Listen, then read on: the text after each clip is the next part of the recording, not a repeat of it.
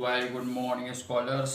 चलिए, 12th class partnership और साझेदार का अवकाश ग्रहण, रिटायरमेंट ऑफ अ पार्टनर या निवृत्ति, रिटायरमेंट निवृत्ति भी बोलते हैं, ठीक है। और इसके हम एक्सरसाइज, वही सक्सेना सर की बुक है, सक्सेना बड़जात्या सर की बुक की एक्सरसाइज के क्वेश्चंस करते करते हम आ गए हैं। 16th क्वेश्चन है, 16वें नंबर का क्वेश्चन है। एक अच्छा क्वेश्चन है, उसमें क्या खास बात है वो आपको ज़रूर बताएंगे, क्योंकि अकाउंट बनाने की ज़रूरत पड़ेगी वहाँ पर। पार्टनर्स कैपिटल अकाउंट में क्या खास बात है, रिवैल्यूएशन तो आप समझते हैं। लिखा है जिसकी बैलेंस शीट है 37,600 की, 37,600 रुपये की बैलेंस शीट है। क्वेश्चन से Sachin, Saurabh and Sunil are partners in a business who share profit and loss in the ratio of 3:2:1। Sachin, Saurabh और सुनील एक व्यापार में 3-2-1 के साझेदार हैं। उनकी बैलेंस शीट इस प्रकार से है। कैश है 600 रुपये, बैंक में रोकड़ है 1,000 रुपये, देनदार स्टॉक, मशीन और फैक्ट्री की बिल्डिंग 14,000 रुपये। लाइबिलिटी में क्रेडिटर 1,600 रुपये हैं, रिजर्व फंड 6,000 है, 10-10 हज़ार तीनों की कैपिटल है। और उक्त तिथि को सुनील जो है, सुनील है लास्ट पार्टनर, वो रिटायर होता है और संपत्तियों का मूल्यांकन इस प्रकार से किया गया। 5% बैड डेट्स रिजर्व बनानी है, स्टॉक 5% और मशीन 10% से अवमूल्यन करना है, इन्हें डेप्रिशिएट करना है। कारखाने भवन का मूल्यांकन 15,100 रुपये हुआ। पार्टनर्स रिवैल्यूएशन अकाउंट, जैसे हम profit and loss adjustment account भी बोलते हैं, और पार्टनर्स कैपिटल अकाउंट बनाओ, ठीक है। अब देखिए, रिवैल्यूएशन आपसे बनते ही हैं, ठीक। तो यहाँ पर रिवैल्यूएशन में क्या किस तरह से बनाएंगे देखना। हाँ, 5% संदिग्ध ऋण के लिए प्रावधान कीजिए। तो हम संदिग्ध ऋण प्रावधान किस पर बनते हैं, डेटर्स, देनदार पर, जिन्हें बुक डेप्ट्स भी बोलते हैं, ध्यान रखना। बुक डेप्ट्स और बैड डेट्स में अंतर। बैड डेट्स यानी अशुद्ध ऋण प्रावधान, अशुद्ध ऋण होता है, और बुक डेप्ट्स यानी होता है देनदार। तो यहाँ देनदार कितने के हैं, 9,000 का 5% 450 हो गया। तो जर्नल एंट्री क्या होगी, revaluation account debit to bad debts reserve. तो रिवैल्यूएशन अकाउंट पुनर्मूल्यांकन लेखा के डेबिट में लिख दो अशुद्ध ऋण प्रावधान कितना, 450। फिर उसके बाद में स्टॉक 5% से कम करना, स्टॉक था 7,000, 7×5 = 350 रुपये से कम हो जाएगा, तो संपत्ति के मूल्य में कमी। Revaluation account debit to stock, तो रिवैल्यूएशन के डेबिट में क्या लिख दोगे, टू स्टॉक, स्टॉक के स्कंद लेखा से 350 रुपये। मशीन भी 10% से कम करना, मशीन है कितने की, 6,000 की, 10% 600। Revaluation account debit to machine, तो डेबिट में टू मशीन 600 लिख दोगे।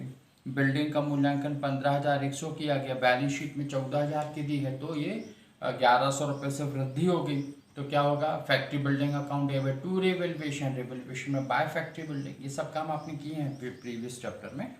तो 1,100 रुपये आ गया। तो अब डेबिट माइनस क्रेडिट कर दो, तो ये लगभग 300 रुपये आएगा। 300 रुपये आप 3-2-1 में बांट दो, तो 150, 100 और 50 ऐसा बढ़ जाएगा, ठीक है। तो ये काम तो आपसे बनेगा। अब वैसे तो आगे भी बनेगा, लेकिन कहाँ थोड़ा सा चेंजेस है वो आपको हम ज़रूर बता देते हैं, ठीक है। चलिए, तो ये है आपका पार्टनर्स कैपिटल अकाउंट, क्लियर है। ये पार्टनर्स कैपिटल अकाउंट में क्या खास बात रहेगी इस क्वेश्चन में, तो वो आप देखें जरा, ठीक है। और यहाँ पर सुनील है वो पार्टनर जो रिटायर होता है, ठीक है। चलिए, अब आप देखें इस क्वेश्चन में टॉप पे हम क्या लिख देंगे, पार्टनर्स कैपिटल अकाउंट, ठीक है। क्या लिखा है, पार्टनर्स कैपिटल अकाउंट। पार्टनर के नाम क्या हैं, सचिन, सौरभ और सुनील। तो ये है सचिन, सौरभ और सुनील, ठीक है। ये हो गए सचिन, सौरभ और सुनील, ये शॉर्ट में लिख दिया है। चलिए, पार्टनर्स कैपिटल अकाउंट टॉप पे लिख दिया आपने, ठीक। अब सबसे पहले हम क्या लिखेंगे, by balance BD. Credit balance ही होता है जो बैलेंस शीट में लायबिलिटी साइड होता है, ध्यान रखना। और ये बात पता भी आपको कि बैलेंस शीट की जो लायबिलिटी में बैलेंस होता है उसका क्रेडिट बैलेंस होता है, और क्रेडिट बैलेंस क्रेडिट साइड ही बीडी होता है, तो यहाँ लिखते हैं। लेकिन यदि मान लीजिए किसी पार्टनर का कैपिटल का बैलेंस असेट साइड दिए, दैट मीन्स वो ओवरड्रॉन है, यानी अधिविकर्ष, जितनी पूंजी थी उससे उसने थोड़ा ज़्यादा निकाल लिए, तो वो वाला बैलेंस डेबिट साइड लिखते हैं टू बैलेंस बीडी। यदि बैलेंस शीट में किसी पार्टनर का जो कैपिटल का बैलेंस है वो असेट साइड संपत्ति पक्ष में है तो वो ओवरड्रॉन अधिविकर्ष कहलाता है और उसे हम डेबिट में टू बैलेंस बीडी लिखते हैं। ठीक है, ये प्रीवियस क्वेश्चन में आपको मिला होगा ज़रूर। तो बाय बैलेंस बीडी कितना हो गया, तो ये है हमारे पास 10 तो ये लिखते हैं आप 10,000 और ये 10,000। ठीक है, फिर उसके बाद में और क्या था, इनका रिजर्व फंड था। रिजर्व फंड कितना था, 6,000। इनके रेशो क्या है, 3:1, तो 6,000 को 3:1 में हम बांट देंगे। तो बाय जनरल रिजर्व, तो 3:1 में बांटेंगे तो 3,2,1,000 ही आएगा। ये ऐसा ही दिया जाता है अमाउंट ताकि आपके लिए कैलकुलेशन ईजी हो जाए, क्योंकि आपके पास में कैलकुलेटर नहीं है। फिर उसके बाद में रिवैल्यूएशन पे क्या था, लॉस था। डेबिट ज़्यादा क्रेडिट कम था, लॉस था। हाँ, तो प्रॉफिट यहाँ आता, लॉस इधर आता। तो ये आ गया टू रिवैल्यूएशन अकाउंट। वो आपने जो आए थे अंतर 300 रुपये, वो बांट दो 3:1 में, तो ये 150, 100 और ये 50 आ गया। ठीक है, फिर उसके बाद में अब यहाँ पर जो पार्टनर रिटायर हो रहा है उसके यदि तुरंत पेमेंट कर दें तो टू कैश लिख देंगे, है ना।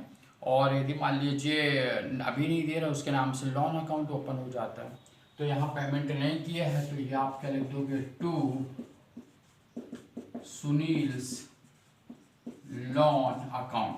और बाकी जो रिमेनिंग या कंटिन्यूइंग पार्टनर हैं उनके बैलेंस को हम सीडी कर देते थे, क्रेडिट बैलेंस आता है तो 10 और 3 13, 13 में से 150 गए तो कितना बचेंगे, 12,850 ये आ गया। ठीक है, फिर उसके बाद में दूसरा पार्टनर 10 और 2 12, तो 11,900 ये आ गया। ठीक है, फिर उसके बाद में 10,000 11,000 माइनस 50, तो यह आ जाएगा 10,950। तो इसके नाम से 10,950 रुपये आएंगे और दोनों तरफ का फिर हम टोटल कर देंगे। टोटल तो आप कर ही लेंगे, है ना, बनता है आपसे। तो ये खास बात थी कि जब यदि कोई पार्टनर रिटायर होता है तो उसके और यदि पेमेंट नहीं किया गया तो क्या लिखते हैं, टू उस पार्टनर का नाम लोन्स अकाउंट, उतना अमाउंट लिख दिया क्योंकि अब ये कंटिन्यूइंग पार्टनर तो है नहीं। अच्छा, पेमेंट कर देते तो हम क्या लिखते, टू बैंक या टू कैश लिख देते।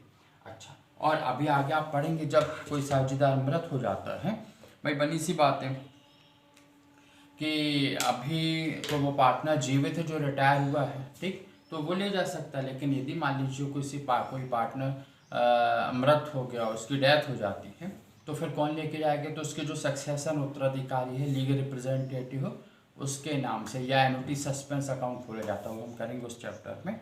ठीक है, चलिए, तो यहाँ पर आपने टू सुनील लोन अकाउंट ये कर लिया, ये खास बात थी इसमें। ठीक है, चलिए, अब आप कहेंगे लो इतनी सी बात, तो कभी कभी जो है ये बात बताना ज़रूरी होता है क्योंकि ये आपके माइंड में सेट हो गया, एग्ज़ाम में भी आएगा तो आप समझ जाएंगे कि ये बताया गया था आपको क्लास में कि ये इस तरह से किए जाते हैं क्वेश्चंस को।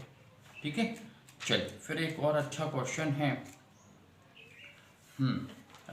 26 नंबर का, इसी बुक का 26 नंबर का, लिखा है Rajat a partner in a firm retired on 31 March 2018। Rajat जो है एक साझेदार हैं, ये कैसे बनता है, तो रजत का लोन अकाउंट इसमें बनाना है। ठीक है, अब देखें क्वेश्चन क्या है वो आप देखें जरा। क्वेश्चन कह रहा है रजत साझेदार रजत 31 मार्च 2018 को फर्म से निवृत्त हो गया, यानी रिटायर्ड हो गया। उस दिन उसके पूंजी खाते का शेष 20,000 रुपये था। ठीक है, फिर यह व्यवस्था की गई इसका भुगतान 5,000 रुपये की वार्षिक किश्तों में किया जाएगा। अदत्त राशि पर 5% ब्याज लगाया जाएगा, यानी जो बैलेंस है आपका उस पर कितना 5% ब्याज लगाया जाएगा। ठीक है, फिर उसके बाद पहली किश्त 31 मार्च 2019 को दी गई। ठीक है, और आगामी प्रतिवर्ष 31 मार्च को जो है भुगतान किया जाता है। रजत का ऋण खाता खोलिए।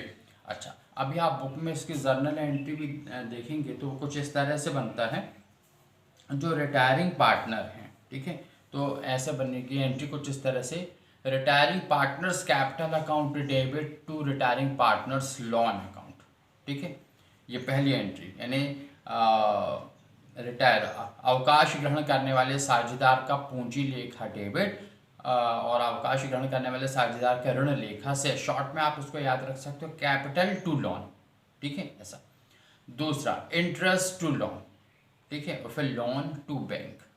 इसी तरह से जब एन्युटी बनेगी तो जहाँ पे कैपिटल आया था वहाँ एन्युटी या एन्युटी सस्पेंस लिख देते हैं, ठीक। तो अब यहाँ पर ये बुक में एंट्री भी दी हुई है, आप उसको एक बार कॉपी पे लिख लें। याद करने का तरीका, retiring partners capital account debit to retiring partners loan account को कैसे आप याद रखेंगे, कैपिटल टू लोन, फिर उस पर इंटरेस्ट लगा तो interest account debit to retiring partners loan account, तो इंटरेस्ट टू लोन, और ये फिर पेमेंट करेंगे तो retiring partners loan account debit to bank account, loan to bank, ये एंट्री कर देंगे। आ रहा समझ में? चलिए, तो अब यहाँ पर आपको जो है अदत्त राशि पर 5% ब्याज भी लगाना, और ब्याज जब भुगतान करेंगे तो 5,000 की किस्त के अलावा उस ब्याज का भुगतान भी करना होगा।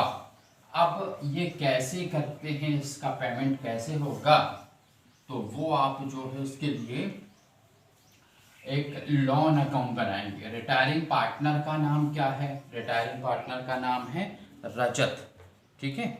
चलिए, तो टॉप पे हम लिख देंगे रजत लोन अकाउंट, ठीक है, रजत लोन अकाउंट, यानी रजत का ऋण खाता। क्या लिखेंगे, रजत का ऋण खाता।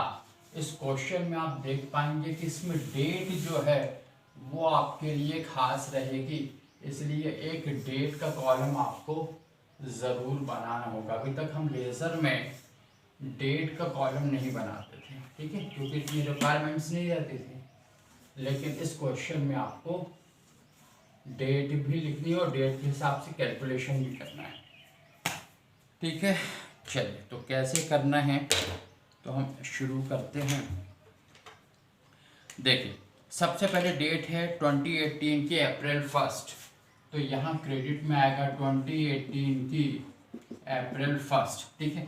हमारी एंट्री क्या थी, Rajat capital account debit to Rajat loan account, तो रजत लोन के अकाउंट में क्या लिखोगे, क्रेडिट में बाय रजत कैपिटल, रजत को हम आर लिख दे रहे हैं ना, तो बाय आर्स कैपिटल अकाउंट, कितना, 20,000 रुपये, ठीक है। फिर 1 अप्रैल 2018 से शुरू हुआ तो कब समाप्त होगा वो, 31 मार्च नेक्स्ट ईयर, तो 2019 की मार्च 31 को क्या लिखेंगे हम, बाय इंटरेस्ट अकाउंट। इंटरेस्ट अदत्त राशि कितनी है, 20,000, 20,000 का 5%, 25,100, 20,500, 1,000 रुपये, तो बाय इंटरेस्ट अकाउंट यानी ब्याज लेखा को क्रेडिट में 1,000 लिख दिया। चलिए, फिर इसी डेट पे 2019 की मार्च 31 को हमें करना है पेमेंट, तो एंट्री क्या होगी, टू बैंक, 5,000 मूल्य राशि, वार्षिक किस्त के, 1,000 इंटरेस्ट के, तो यह आगे 6,000 रुपये। फिर इसी डेट पर क्या लिख देंगे हम, टू बैलेंस सीडी, तो 20 और 1 21 माइनस 6 15,000 रुपये, तो यह आ गया 15,000 रुपये, तो यह आ गई 21,000 रुपये, ठीक। फिर उसके बाद नेक्स्ट हमारी डेट क्या आ जाएगी, 2019 की अप्रैल 1, ठीक। क्या लिखेंगे, बाय बैलेंस बीडी, शेष आगे लाए, कितना हुई आपका 15,000, 15,000 रुपये, ठीक है। फिर 2020 की मार्च 31 को क्या लिखेंगे हम, बाय इंटरेस्ट अकाउंट। अब ये इंटरेस्ट किस पे बनेगा, अदत्त राशि ने अनपेड अमाउंट आउटस्टैंडिंग 15,000 है, 15,000 का 5% निकालना है, तो 15 गुणित 5 करें 55 से 75 750 रुपये आ गए। फिर 2020 की मार्च 31 को टू बैंक अकाउंट, ठीक है। अब बैंक अकाउंट में 5,000 रुपये प्लस 750 रुपये, तो 5,750 रुपये आ रहा समझ में, ठीक है। फिर इसी डेट पे टू बैलेंस CD, तो 15 750 से 750 तो 15 10,000 बचेंगे, ठीक है। इस तरह से 15 750 टोटल,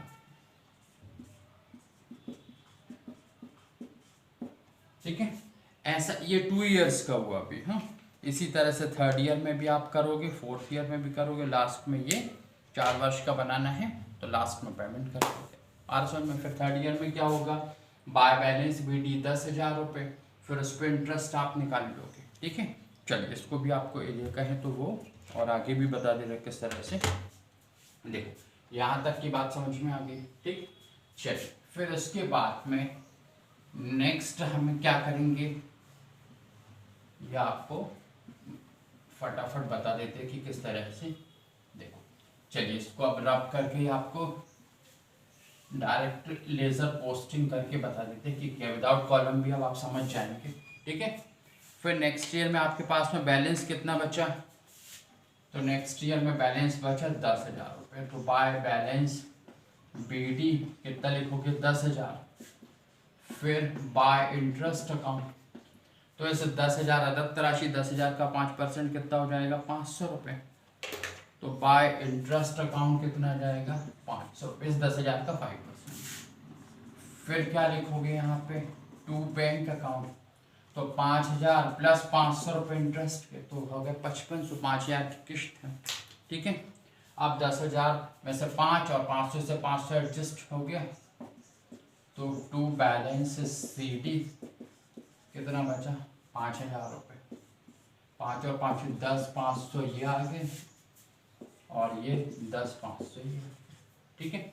इसी तरह से लास्ट ईयर में भी कर दोगे, क्या करोगे, बाय बैलेंस BD कितना ये वाला 5,000 रुपये, क्लियर है। फिर उसके बाद में इंटरेस्ट इस पर निकाल लो, तो 5,000 रुपये 5% कितना हो गया 250। फिर उसके बाद में क्या लिख दोगे आप टू बैंक अकाउंट, तो बैंक अकाउंट में आप क्या करोगे 5,000 की किश्त है और 250 रुपये वो है इंटरेस्ट के, तो ये, और इसके बाद में आपके पास में कुछ भी बैलेंस नहीं बचा, तो बोथ साइड का टोटल। यहाँ पे अगली एंट्री तो कुछ होगी नहीं, 5,250 ये और 5,250, अरे समझ में, ठीक है। विदाउट कॉलम भी समझ में आ जाता ना। चलिए तो ये आपका 26th वाला भी क्वेश्चन हो गया। इस तरह के क्वेश्चंस हैं जो आपको करने हैं, और रिवैल्यूएशन अकाउंट, पुनर्मूल्यांकन लेखा, साझेदार का लेखा, फिर उसके बाद में पार्टनर्स कैपिटल अकाउंट में कैसे फिट करना उसको, और आप अपनी बुक का पूंजी का समायोजन कैसे करते हैं, ये भी हम ऐसे क्वेश्चन कर चुके हैं। तो इस तरह से ये आपके रिटायरमेंट वाले क्वेश्चंस ओवर होते हैं। नेक्स्ट हम करेंगे डेथ ऑफ अ पार्टनर, ठीक है, साझेदार की मृत्यु, तो मृत्यु होती है फिर कैसे क्या करते हैं, तो वो आपको नेक्स्ट क्लास में इसके बारे में जानकारी देंगे, ठीक है। आरसन में तो बढ़िया फर्स्ट क्लास करो इन क्वेश्चंस को, बाकी नेक्स्ट क्लास में, ठीक। Thank you.